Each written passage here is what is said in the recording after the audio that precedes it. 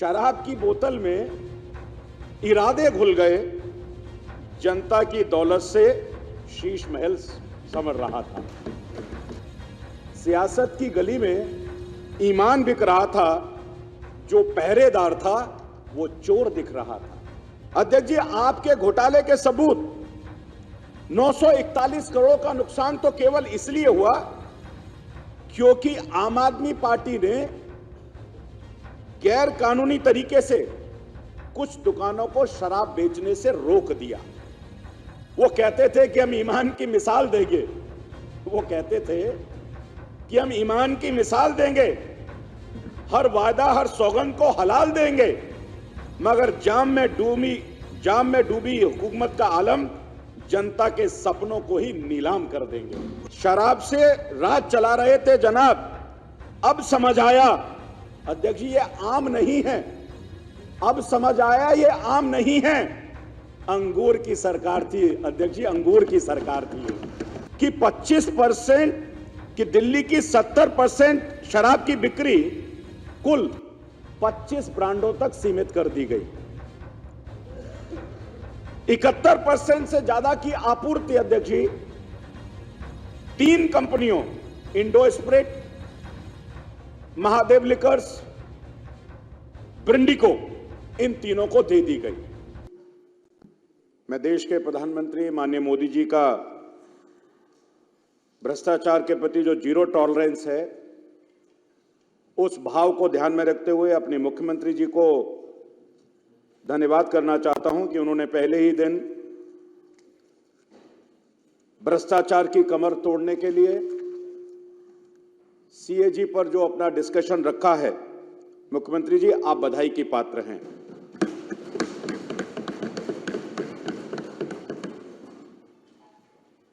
माननीय अध्यक्ष महोदय, आज मैं सदन के सामने बहुत ही गंभीर विषय पर बात करने के लिए खड़ा हूं। एक ऐसा विषय जो दिल्ली की जनता के स्वास्थ्य, विशेष करके मैं कह रहा हूं स्वास्थ्य, दिल्ली की जनता की सुरक्षा और दिल्ली के जनता के विश्वास के साथ जुड़ा हुआ है।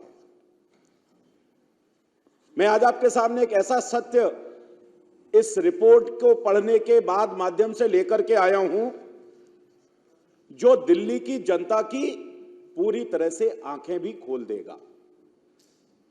मैं इसके साथ ही ऐसा सत्य भी आपके सामने लेकर के आया हूं जो दिल्ली के पूर्व मुख्यमंत्री और आपके मुखिया अरविंद केजरीवाल के चेहरे को भी पूरी तरह से उजागर करने वाला होगा।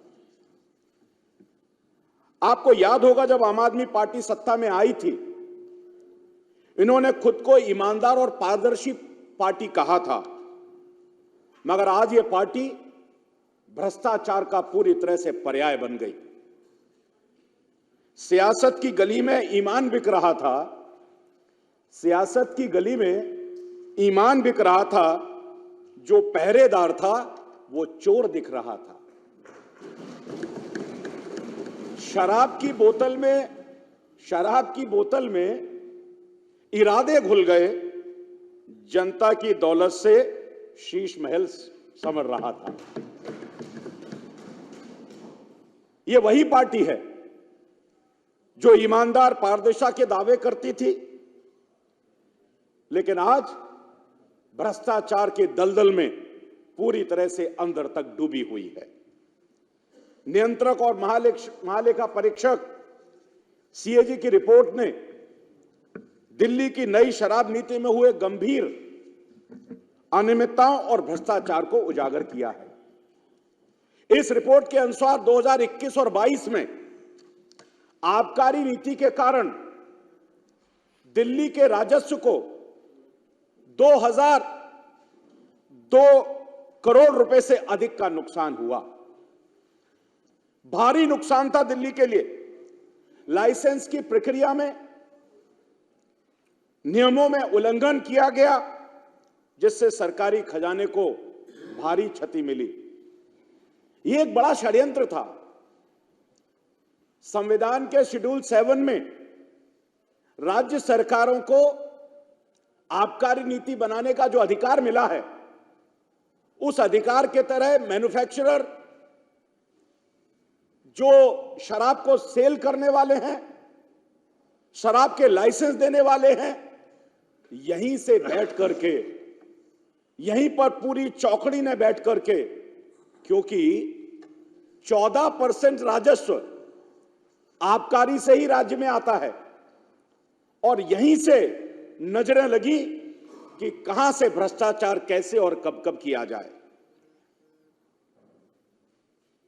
इस रिपोर्ट के अनुसार विशेषज्ञ समिति, जो स्पेशल एडवाइजरी कमेटी थी इसी सरकार की, इन सिफारिशों को नजरअंदाज किया गया। तत्कालीन उप मुख्यमंत्री मनीष सिसोदिया ने मनमाने फैसले लिए। इन मनमाने फैसलों के कारण 9 करोड़ 41 लाख रुपए, 900 करोड़ 41.53 करोड़ का नुकसान इनको हुआ। इसके अलावा लाइसेंस धारकों को अनुचित लाभ पहुंचाने के लिए 144 करोड़ की छूट दी गई, जो टेंडर में अध्यक्ष जी कहीं भी उल्लेखित नहीं था। टेंडर के नियमों का पूरी तरह से वायलेशन था। इसके अलावा यह दर्शाता है कि आम आदमी पार्टी ने किस तरह से जनता की गाड़ी कमाई का दुरुपयोग करते हुए उस धन का पूरी तरह से दुरुपयोग किया। दिल्ली की जनता की जो मेहनत के कर की कमाई थी, जिस पर उसका सबसे पहला हक था, वंचितों का सबसे पहला हक था, दिल्ली की सड़कें बननी चाहिए थी, उनका सबसे पहला हक था, दिल्ली के स्वास्थ्य विभाग का उन पर पहला सबसे हक था, और दिल्ली के स्कूलों और दिल्ली के विकास पर उनका हक था। लेकिन हुआ क्या? हुआ यह कि इस पैसे को लूटने के लिए केजरीवाल जी एंड पार्टी ने पूरी की पूरी एक साजिश रची। कैग रिपोर्ट में साफ साफ बताया गया कि 2000 करोड़ से ऊपर का घोटाला जो हुआ, आप जानते हैं अध्यक्ष जी ये पैसा कहां गया?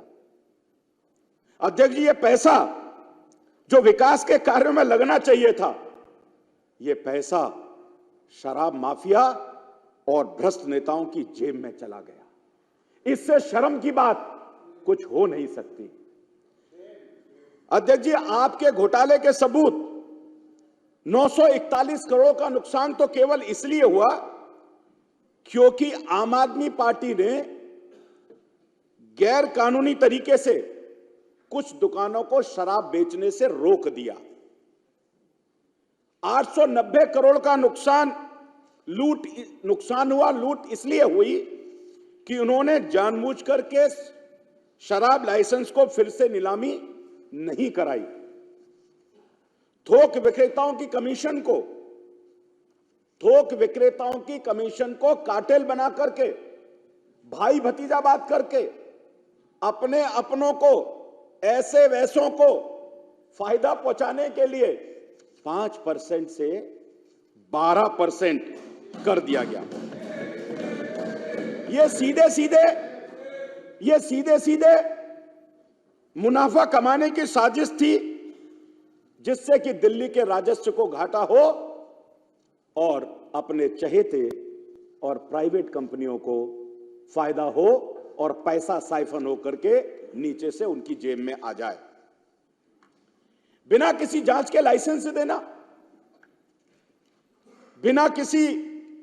लाइसेंस देना, आप सरकार द्वारा कायदे कानूनों को, नियमों को ताक पर रख करके लाइसेंस देना। जिनकी वित्तीय स्थिति कमजोर थी, टेंडर में होता है कि जिनकी स्थिति मजबूत है उन्हीं को लाइसेंस दिए जाएं, लेकिन जानबूझ करके ऐसे लोगों को जिनकी वित्तीय स्थिति कमजोर थी उनको लाइसेंस दिए गए। इसका मतलब निकलता है कि किसी खास समूह को फायदा पहुंचाने के लिए, खास लोगों को फायदा पहुंचाने के लिए लाइसेंस दिए गए। शराब नीति में बदलावों के लिए अध्यक्ष जी कैबिनेट से अनुमति नहीं ली गई। संविधान में व्यवस्था है, कैबिनेट है, कैबिनेट सारे फैसले करती है, लेकिन कैबिनेट से आपने बदलाव के लिए कोई भी आपने परमिशन नहीं ली। यह दिखाता है कि केजरीवाल सरकार ने किस तरह से पारदर्शिता की धज्जियां पूरी तरह से सदन के अंदर और सरकार के अंदर उड़ाई हैं। और अध्यक्ष जी, यह साजिश का, एक बड़ी साजिश का जो तरीका था, शराब माफिया और एएपी सरकार का और उनके मुखिया का, अध्यक्ष जी, पूरा एक गठजोड़ था।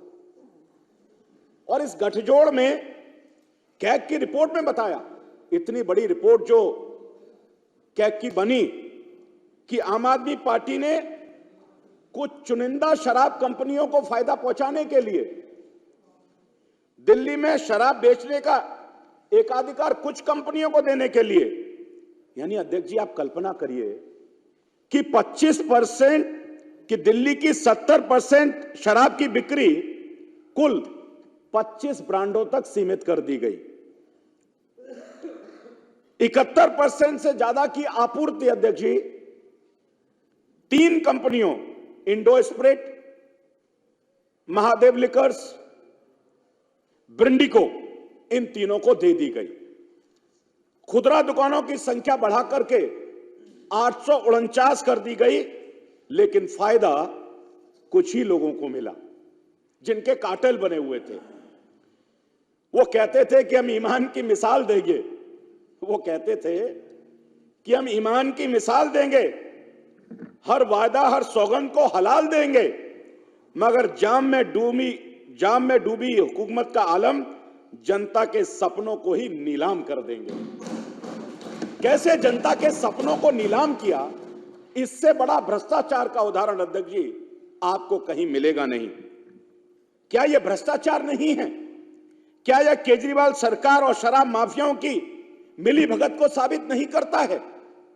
माननीय अध्यक्ष महोदय, हम सबको याद रखना होगा, अरविंद केजरीवाल और उनकी पार्टी ने पूरे देश में अपने आप को पारदर्शिता और ईमानदारी का प्रतीक बनाया था, लेकिन इस सरकार ने भ्रष्टाचार की सारी हदें पार कर दी। इतना ही नहीं, बहुत महत्वपूर्ण बात मैं कहने वाला हूं सीएजी के अंदर, दिल्ली के लोगों के स्वास्थ्य के साथ नियमों को ताक के रखकर किस तरीके से खिलवाड़ किया गया, इससे बड़ा उदाहरण अध्यक्ष जी आपको कहीं मिलेगा नहीं। जनता को खतरे में डालने वाली आपकी शराब नीति ने कैग रिपोर्ट में जो खुलासे किए हैं वो चौंकाने वाले हैं। आबकारी विभाग ने शराब कंपनियों और लाइसेंस धारकों को बिना गुणवत्ता जांच के शराब बेचने की अनुमति दी। सोचिए, लाइसेंस तब जारी किए गए जब शराब की गुणवत्ता परीक्षण रिपोर्ट ही अध्यक्ष जी गायब थी।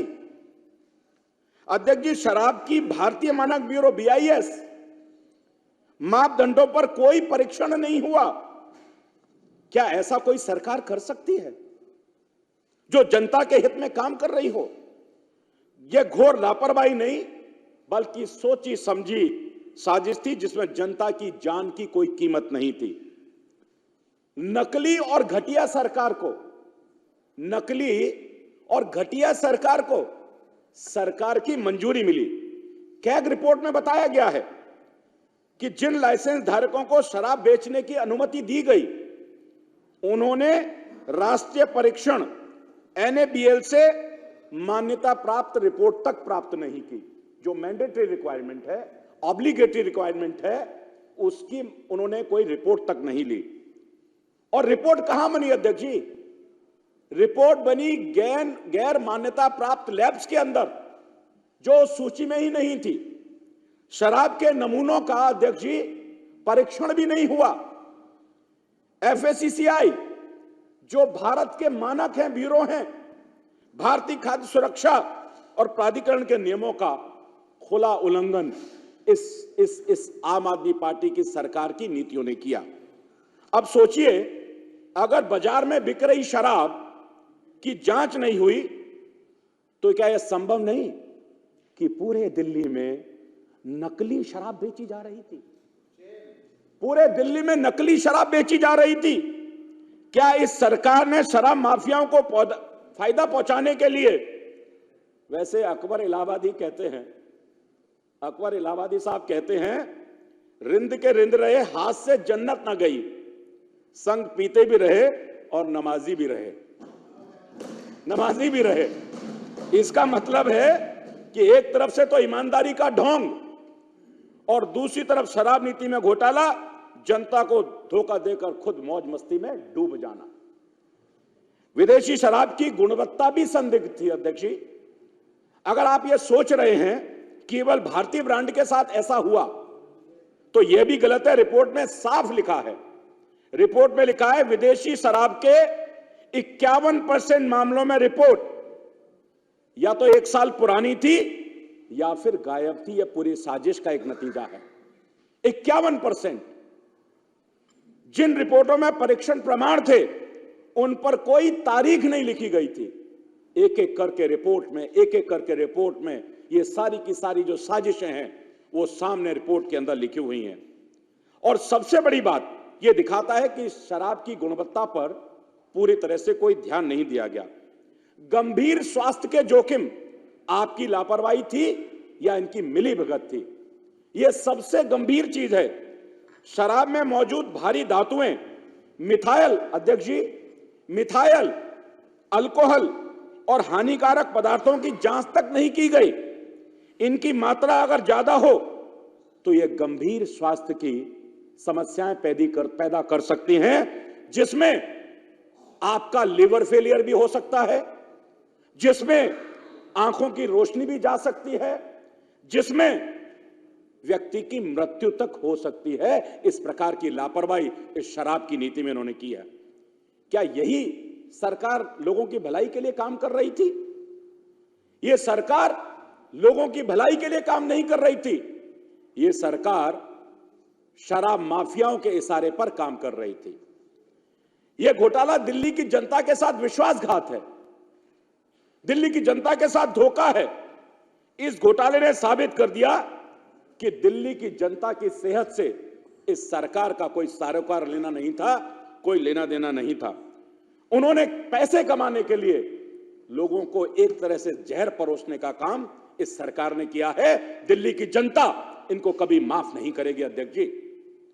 उन्होंने गुणवत्ता से समझौता किया, उन्होंने एफएसएसएआई और बीआईएस के मानकों को दरकिनार किया।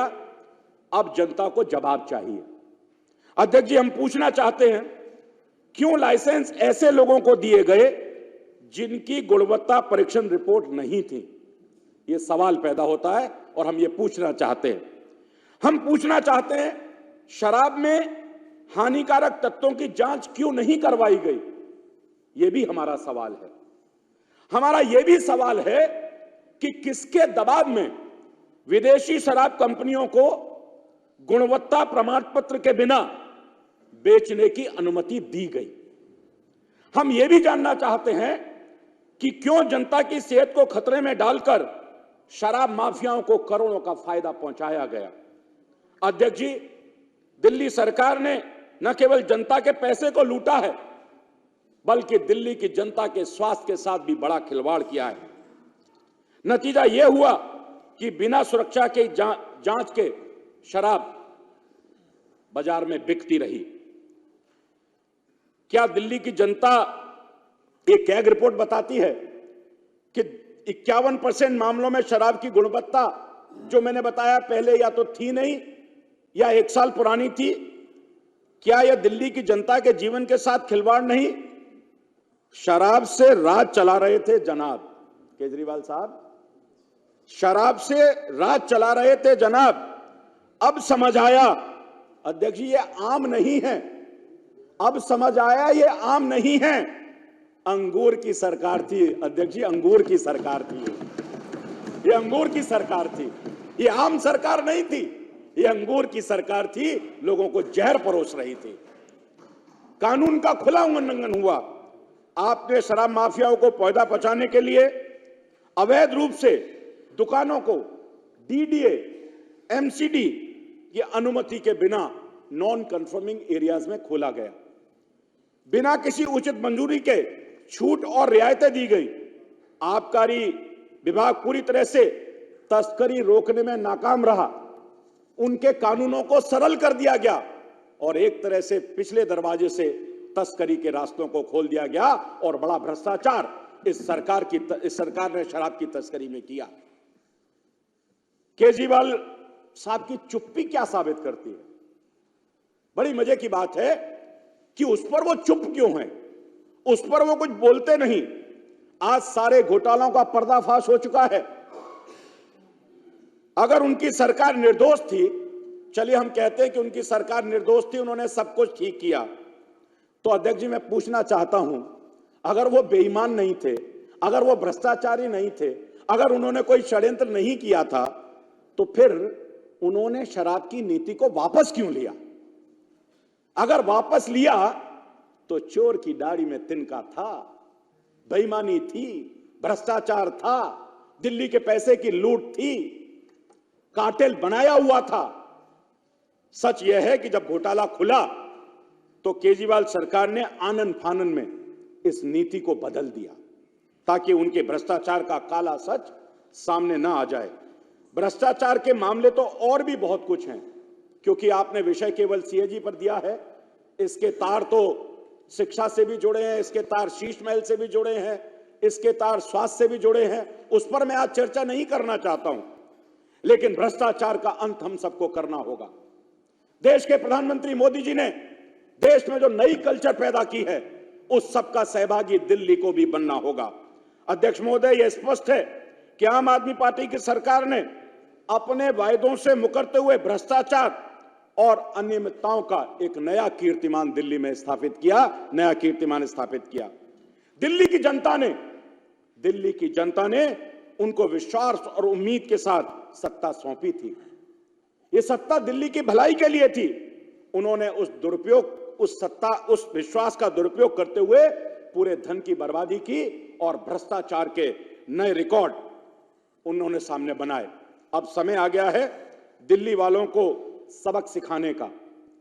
यह समय है, ये हमको समय मिला है कि अब हम उनको सबक सिखाएं। ये केवल सिर्फ घोटालों की सरकार थी जिसका केवल एक ही मकसद था, और वो मकसद था दिल्ली को लूटना और शराब माफियाओं को फायदा पहुंचाना। हम सबको मिलकर के अध्यक्ष जी संकल्प लेना होगा।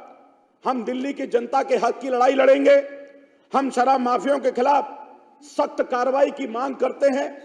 किसी को छोड़ा ना जाए, लूट का एक एक पैसा इनसे वसूल किया जाए। हम ये मांग करते हैं, इस लड़ाई को हम अंतिम अंजाम तक लेकर के जाएंगे। दिल्ली की जनता के साथ हम धोखा बिल्कुल नहीं होने देंगे। ये लड़ाई केवल शराब के घोटाले की नहीं थी, ये लड़ाई दिल्ली की जनता के हक और अधिकारों की लड़ाई है। ये लड़ाई उन गरीबों की है जिनके पैसे को इस शराब माफियाओं ने अपने जेल में डाल लिया, इनके भ्रष्टाचारियों ने अपने जेल में डाल लिया। हम सबको संकल्प लेना होगा कि हम सब मिलकर के इस भ्रष्टाचार को जड़ से उखाड़ करके फेंकेंगे, और हम जिस तरीके से दिल्ली से बेईमानों को हमने मुक्त कराया है, आगे इनका पूरी तरह से सफाया होगा और इनका रास्ता पूरी तरह से जेल में जाने का बनेगा। अध्यक्ष जी, भाजपा इस घोटाले के दोषियों को सजा दिलाने के लिए हम सब प्रयास तो करेंगे ही। हम ये मांग करते हैं इस घोटाले की पूरी जांच कराई जाए और जनता का जो पैसा लूटा गया है, जो भ्रष्टाचार हुआ है, उसको लाने के लिए भी पूरी व्यवस्था की जाए, पूरे कानूनों का उपयोग किया जाए। दिल्ली की जनता के हितों की लड़ाई लड़ना हमारी प्राथमिकता है और इस लड़ाई को हम अंत तक लड़ेंगे।